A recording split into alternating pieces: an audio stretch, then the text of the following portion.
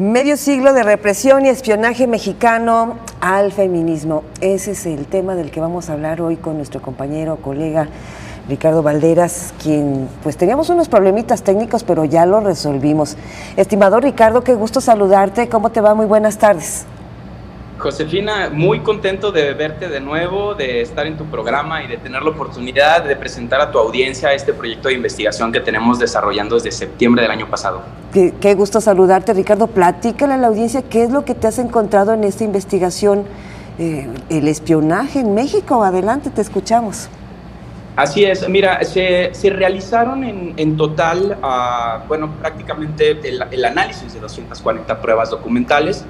Esto con motivo de la liberación el año pasado de la mega filtración llamada o denominada Guacamaya Leaks, en donde varias organizaciones de la sociedad civil y reporteros o periodistas independientes junto a medios de comunicación con enfoque feminista analizamos la posibilidad de que el Estado mexicano continuara con los procesos de represión, lo que nos dio como objetivo analizar documentos que eran emergentes de la Secretaría de la Defensa Nacional, del AGN, el Archivo General de la Nación, que estaban ahora en resguardo, ¿no? Estos documentos tenían origen en la Dirección Federal de Seguridad, fundada en 1974 por el presidente Luis Echeverría.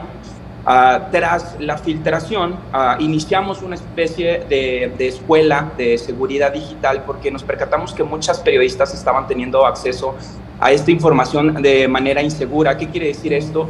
Esta filtración, por la cantidad de datos que contenía, evidentemente ponía en riesgo la seguridad, ya que se logró determinar que había aproximadamente 15,000 documentos con código presumiblemente malicioso. Esto quiere decir que contenían virus. Entonces, el primer trabajo que hicimos, las colectivas organizadas contra el espionaje, así nos denominamos, esta asociación confirmada por Tails, el sistema operativo, Tor Project, el navegador, Serendipia Data, que es un medio de comunicación de periodismo de datos, Poder y Agencia Presentes.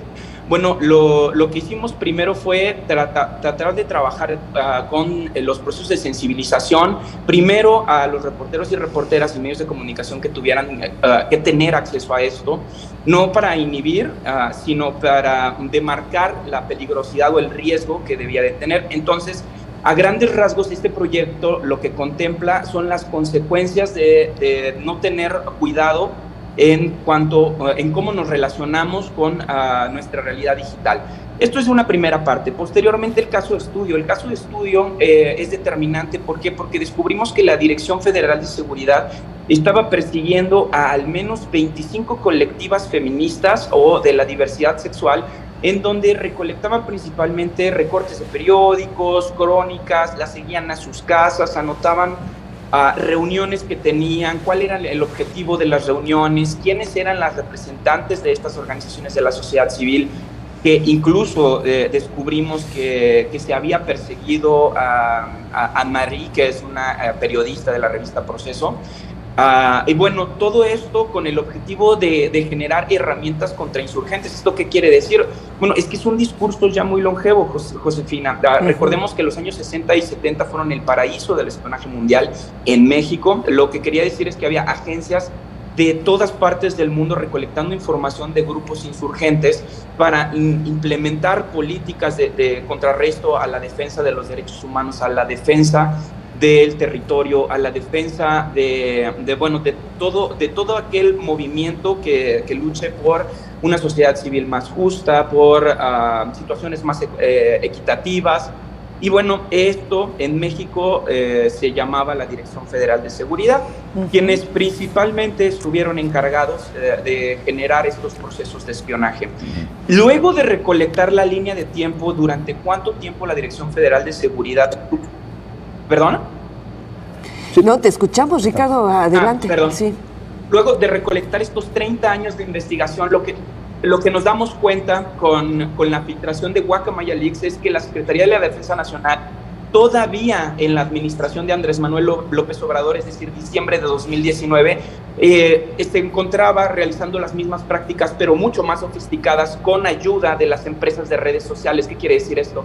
Que la Secretaría de la Defensa Nacional ya no solo te persigue como mujer feminista a tu casa, tiene datos de tus padres, de tus amigas, de cuándo sales a reuniones, de con quién te reúnes, de tus domicilios, de tus RFCs, incluso teníamos algunos registros de perfiles médicos de algunas activistas.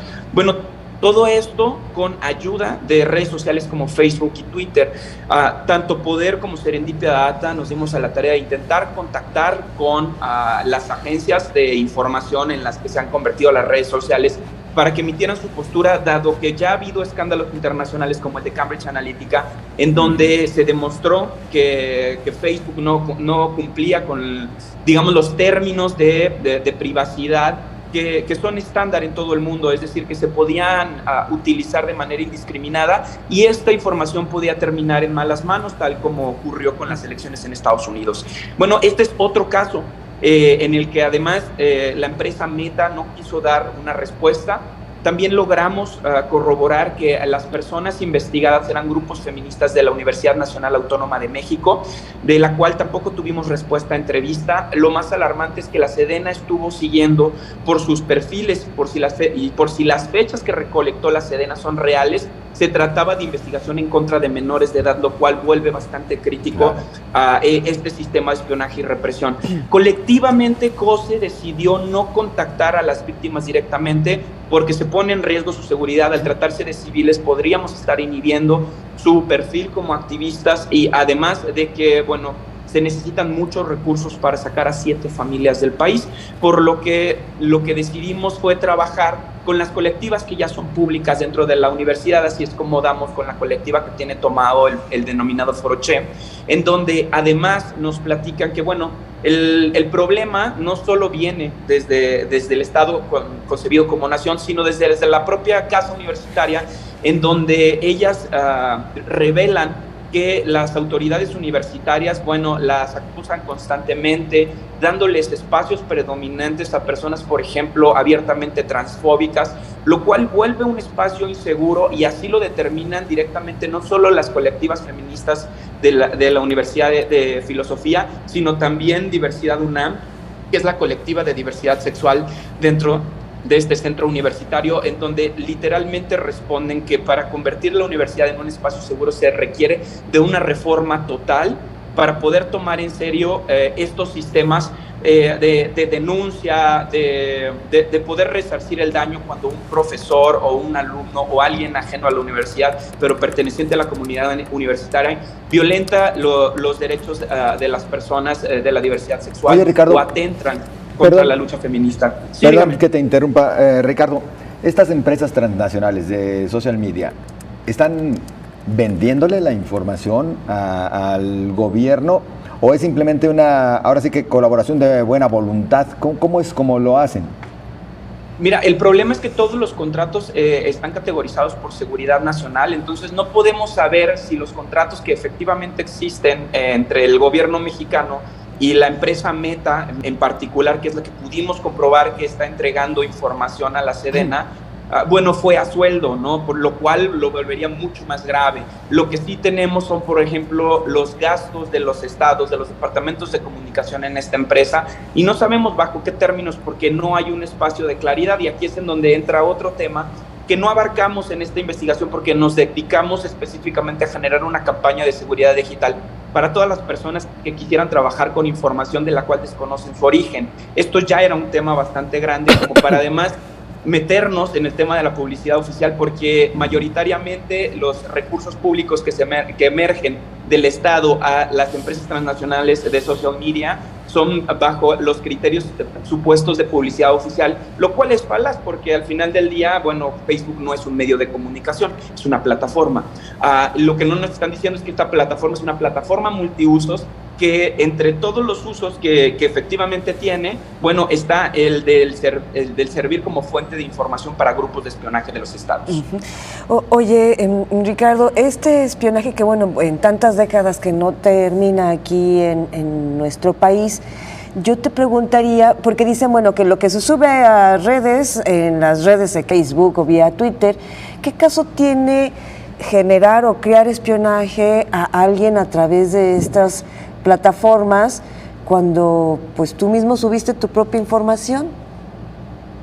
Sí, mira, aquí es una discusión ética, no solo de uso. Ahora mismo, de hecho, la entrevista final con una de las coordinadoras de la organización Técnicas Rudas es una invitación abierta a que cerremos las redes sociales privativas. ¿A qué me refiero con esto? No que dejemos de usar redes sociales.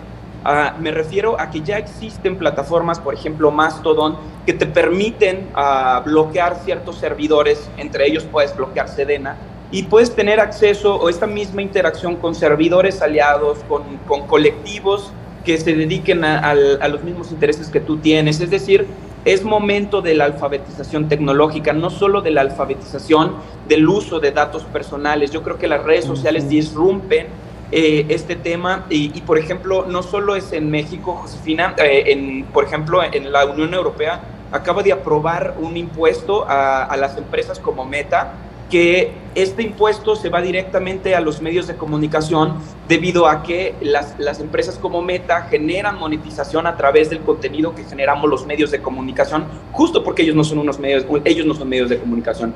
Además de poder bloquear redes sociales privativas, es decir, de empresas, porque efectivamente si tú subes información están los términos y condiciones sobre cómo va a estar funcionando esta información en Internet. Bueno, también está la carga ética, ¿no? Exactamente.